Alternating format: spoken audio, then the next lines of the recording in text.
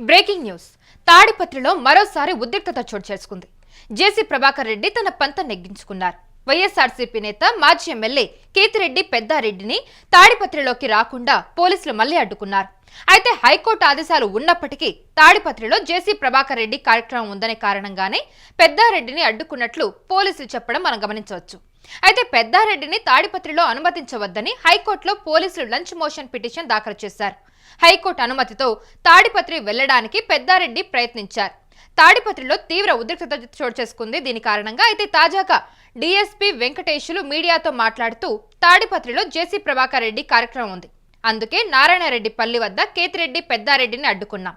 పెద్దారెడ్డి తాడిపత్రిలోకి వెళితే శాంతి భద్రతల సమస్య వస్తుంది, అన్ని విషయాలు హైకోర్టుకు విన్నవిస్తామని చెప్పుకొచ్చారు ఆయన. అయితే దీంతో జేసీ కోసమే పెద్దారెడ్డి అడ్డుకున్నట్టు పోలీసులు బహిరంగంగానే ప్రకటించేశారు. మరోవైపు పోలీసుల తీరుపై పెద్దారెడ్డి సహా వైఎస్ఆర్సీపీ శ్రేణులు ఆగ్రహం వ్యక్తం చేస్తూ ఉన్నారు. పోలీసులు అడ్డుకున్న నేపథ్యంలో పెద్దారెడ్డి మాట్లాడుతూ జేసీ ఆదేశాలను పోలీసులు అమలు చేస్తున్నారు, మరోసారి హైకోర్టును ఆశ్రయిస్తాను. పోలీసులకు జీతాలు ఇచ్చేది జేసీనా లేక ప్రభుత్వమా? జేసీ ప్రభాకర్ రెడ్డి చెప్పినట్లే పోలీసులు పనిచేస్తున్నారు. హైకోర్టు ఆదేశాలను పోలీసులు బేఖాతరు చేశారు. నేను గతంలో ఫ్యాక్షనిజం చేయలేదు, నన్ను ఎందుకు అడ్డుకున్నారని ప్రశ్నించారు ఆయన.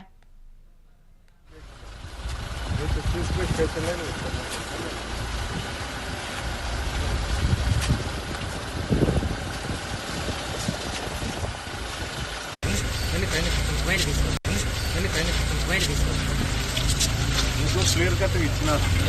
రోజు ఏం చెప్తున్నారు, ల్యాండ్ ఆర్డర్ ప్రాబ్లం ఉంటే అదనంగా మేడం తీసుకొస్తుంది, కోర్ట్స్ కావాలా ఎట్టి పరిస్థితుల్లో 18 తేదీ 10 గంటలకల్లా మమ్మల్ని అప్లికేషన్.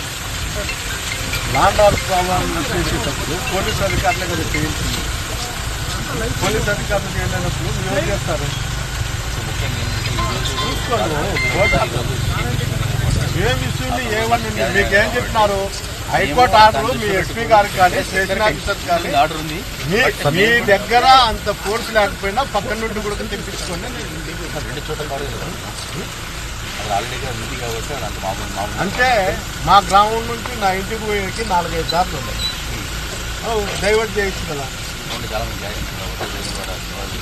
అదేంతో నాకు చేసేది అవతలు కూడా చేయొచ్చు కదా. వాళ్ళని కూడా కలవ చేయకుండా చేయొచ్చు కదా. నా గోనికి వర్తించేది ఏంటి, వాళ్ళకి వర్తించుకోకుండా పోయేదేంటి అంటే పోలీసు వన్ సైడ్ చేయాలని నిర్ణయించుకున్నారండి. మళ్ళీ ఎట్లయితుంది? శాంతి భద్రతలు అంటే 2 సైడ్స్ ఉంటుంది, 1 సైడ్ ఏం కాదు కదా. ఎక్కడ ఇది ఎప్పుడు అనిపిస్తారు? సిచ్యువేషన్ ఎప్పుడు? సిచ్యువేషన్ అనేది ఎప్పుడు? అది లేదనే వాళ్ళు టైం డేటు 2 ఇచ్చింది. టైము డేటు 2 ఇచ్చింది. ఇంకోటి ఆర్డర్ వచ్చిన తర్వాత అవతల ఉన్న వ్యక్తులకు ఎట్లా పర్మిషన్ ఇస్తారు, ఎట్లా ఇదే డేట్ పెడతారు? లాండర్ అని మాట్లాడినప్పుడు ఎట్లా పెడతారు? మీకు దీంట్లో అదనపుగా బయట ఉండేది తెచ్చుకోమని ఇచ్చినారు, తెచ్చుకోవచ్చు కదా. అందులో ఎప్పుడు అనిపించేది కూడా మీరు చెప్పలేకున్నారు.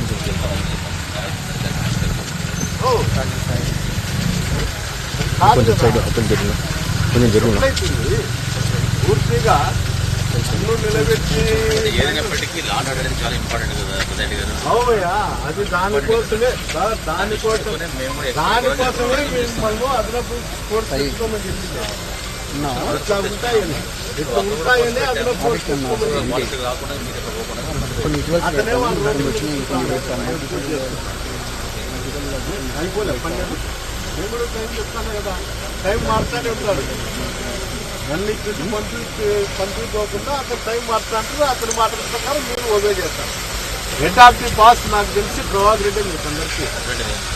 అట్లాంటి లేకపోతే అతనికి పర్మిషన్ ఇవ్వడమేంది, నాకు పర్మిషన్ ఇవ్వకుండా పోయేది ఏంది? ఏంది ఇది? నేనేమన్నా చెత్త పేపర్ అయితే అట్లానే చెప్పండి. మీరు హైకోర్టుకు పోయి సుప్రీంకోర్టుకు పోయి మేము పక్కన వాదించాం, డస్ట్బిన్ వేస్తాము, మాకు కావాల్సినది ప్రభాకర్ ఆదేశాలని చెప్పండి. అతన్నే మొర పెట్టుకుంటాం. పదం పాటికే అతన్నే మొర పెట్టుకుంటాను. అయినా ఏంటంటే చెప్పినప్పుడే నాకు నీ పర్మిషన్ ఇచ్చే తప్ప పోలీసు అధికారులు అంటారంట, వాళ్ళు చెప్తారు నాతో అని చెప్తాను.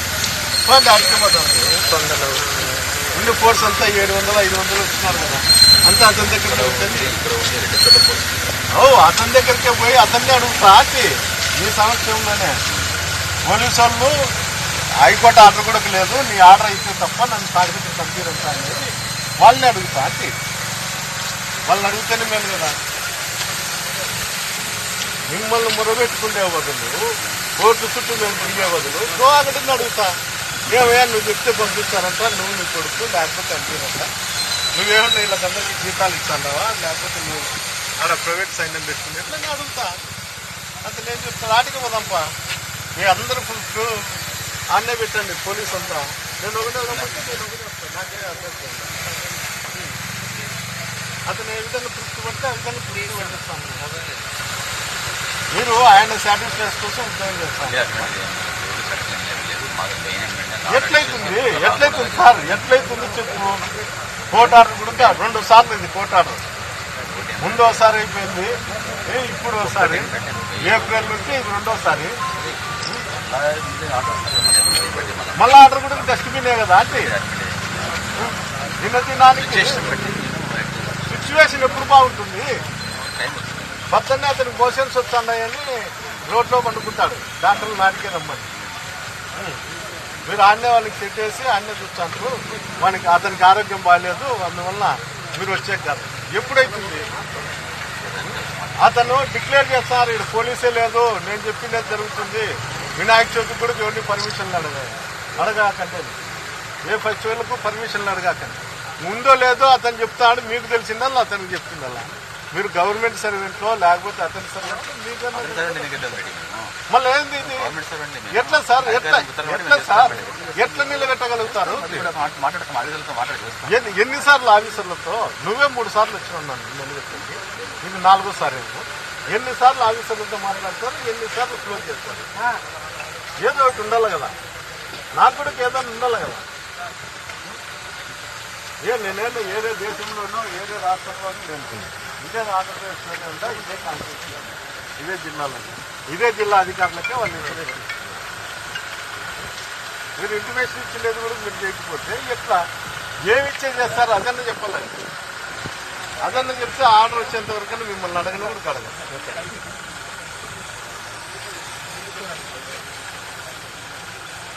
ఇది మంచి పద్ధతి కాదు సరే, మంచి పద్ధతి అయితే నేను కూడా చెప్తా. చూడండి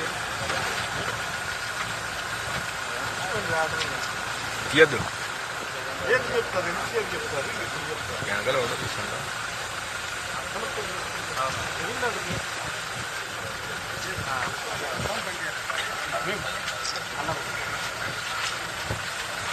అడగండి, మీరే అడగండి. ఇంత అభిమానంగా ఎక్కడ కూడా జరగడం అవి టైం అయిపోయినాక నన్ను ఎట్లా టైం అయిపోయింది ఇంటికి పోని చెప్తారా? 11 అయిపోతే ఇంటికి పోండి, మీరు టైం అయిపోయింది, మీరు ఫోన్ మీరు రాలేదు ఏం చెప్తారు?